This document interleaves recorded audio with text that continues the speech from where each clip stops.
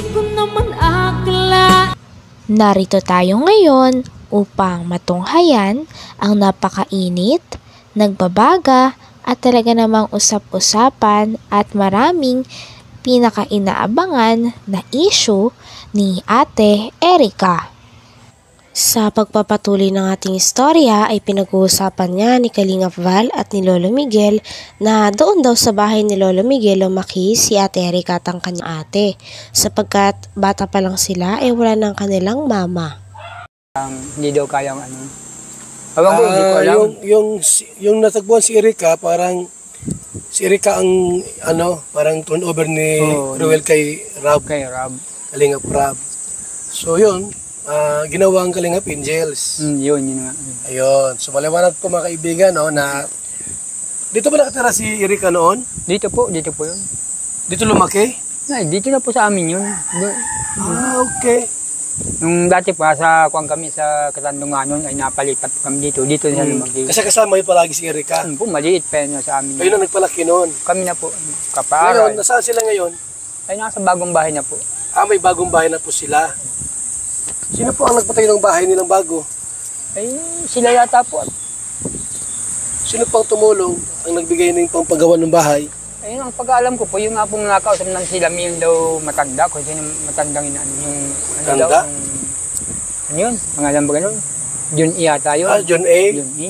Matanda na ba yun? Sabi po, matanda na. Ate, ano ko lang, matanda na ba si John A? Matanda na po, siguro po mga 60 or 50 yan mga ganun. Nakita mo na, di pa? Nakita ko na po yun. Saan mo Kasi nakita? nagpasalamat po ako rin sa kanya nung yung last baga po na vlog ni Kalingap, ni Rab, na nagbigay kay mama ng pampaopera ng sa mata. Okay.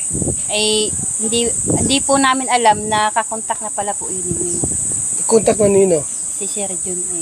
Ni Sheila May? Po. Okay.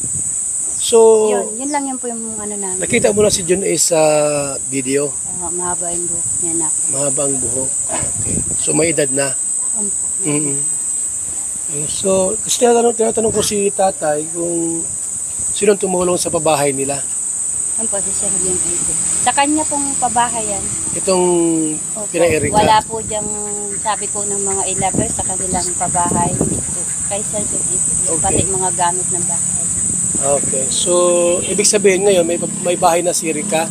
Sila may kumpleto ang gamit. Okay.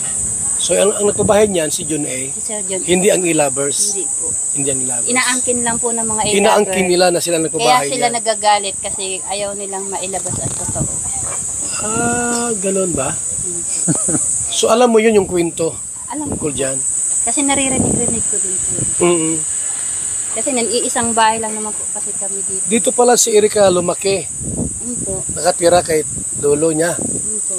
Ngayon, Kasalukuyan ngang pinag-uusapan ni Kalingap Val at ng tita ni Ate Erica na dyan daw sa bahay nila lumaki si Ate Erica. Ngunit dahil lamang daw talaga sa pera at susul-sul ng kanyang mga ate at mga tao na sa paligid niya, ay nag-iba daw talaga ang ugali nito at iniwan ng kanyang pamilya. lovers. Hindi po. Hindi ang lovers. Inaangkin lang po ng mga ilabers. Inaangkin nila na sila Kaya nagpabahay sila niyan. nagagalit kasi ayaw nilang mailabas ang totoo. Ganoon ba? So, alam mo yun yung kwento? Alam ko. Tungkol dyan? Kasi naririnig-rinig ko din po.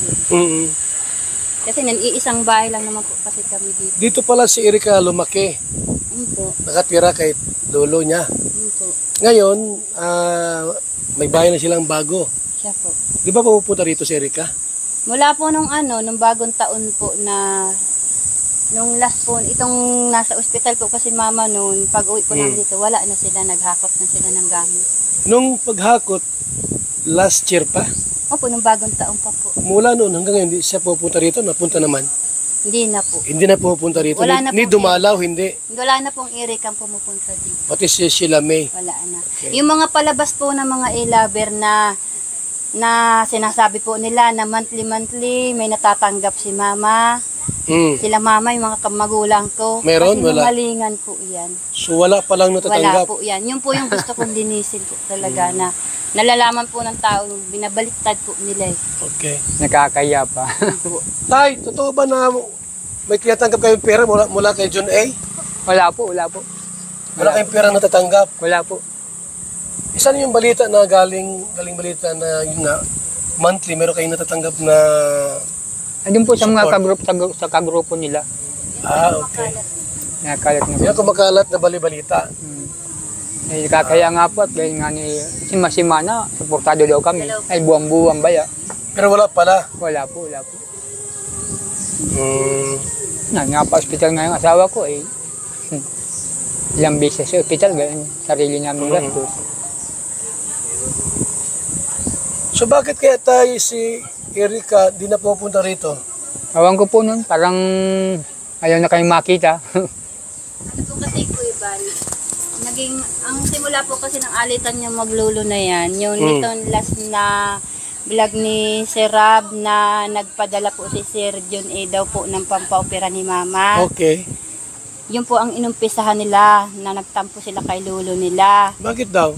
Na dingig naman po nila sa sabi po ni Sir Rab na pampaopera daw po ng matanda tapos allowance ni Erika pag eskwela at may mga sinabi pa ay nung pag-alis po kasi nila Rab nung po magpapaopera na po si Mama at kinukuha na po ng lolo niya ayaw na po nung bigay po nung dalawa at ang sabi po kasi ni Sheila Nilinaw na rin ng tita ni Ate Erika at ni Lolo Miguel na wala talaga silang natatanggap na pera kada buwan na galing kay Ate Erika.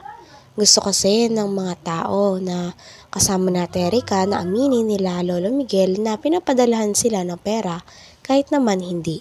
At ayaw ito ng tita ni Ate Erika. Ano yun? yung mga awan ko po si Sir John kung ano po sinasabi sa kanya naman ng pamangking ko kasi yung about kay kasi ang nangyari po kasi yung kung anong sinasabi sa lolo niya yun din sinasabi kay John kaya nagdesisyon siya na wag nang ibigay kay Rab yung budget ng bahay kasi nga nag-iisip din siguro na kung saan mapunta. Kaya idinirekta na lang dito kay Sheila May. Siya ang naghahawak ng pera, siya ang nagmamanage. So tayo hindi totoo tayo na mayroon kang pera na natanggap buwan-buwan? Eh, wala po, wala po. Wala talaga? Wala po.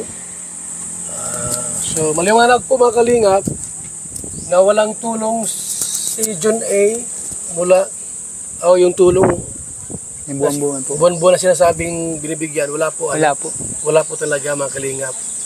Alam naman magsinungaling si tatang, di ba? So wala po talaga mga kalingap na tinatanggap si tatay. So ate, ano ang gusto mong mangyari?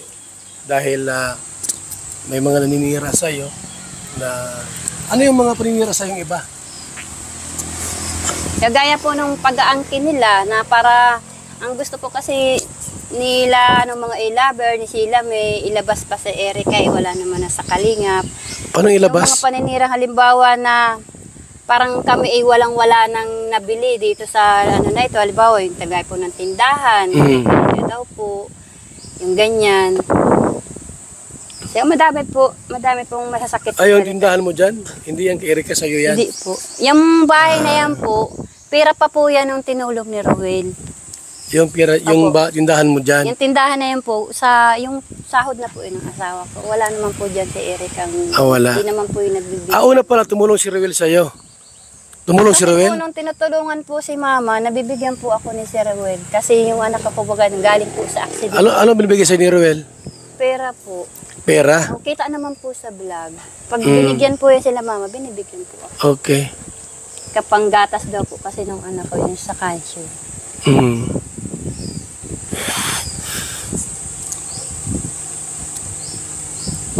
At least nabahayan na sila Erika.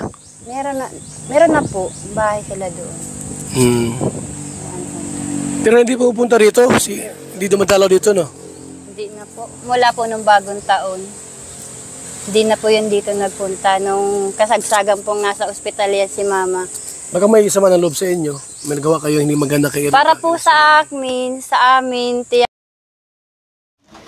Hanggang dito na lamang muna ang ating napakainit, nagbabaga at talaga namang pinakausap-usapan na issue ni Ate Erika. Maraming salamat sa inyong panonood. Hanggang sa muli. Bye!